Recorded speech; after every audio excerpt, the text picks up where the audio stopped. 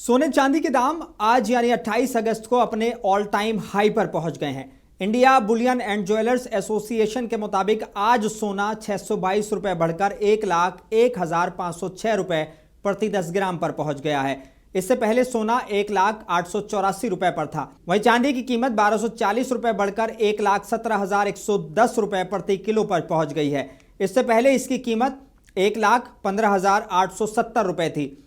एक अनुमान के मुताबिक सोने चांदी के भाव बढ़ने से सर्राफा बाजार में करीब 30% ग्राहकी कम हो गई है। ऐसे में लोग अब घरों में रखे पुराने सोने या सोने के गहनों को तुड़वाकर नए गहने खरीद रहे हैं। दिल्ली में 24 कैरेट सोने की कीमत 1,02,750 और 22 कैरेट सोने की कीमत 94,200 रुपए है। मुंबई में 24 कैरेट सोने की कीमत 1,02,600 और 22 कैरेट सोने की कीमत 94,050 रुपए है। कोलकाता में 24 कैरेट सोने की कीमत 1,02,600 रुपए और 22 कैरेट सोने की कीमत 94,050 रुपए है। जबकि चेन्नई में 24 कैरेट सोने की कीमत 1,02,600 और 22 कैरेट सोने की कीमत 94,050 है। भोपाल में 24 कैरेट सोने की कीमत 1,02,500 और 22 कैरेट सोने की कीमत 94,100 रुपए है।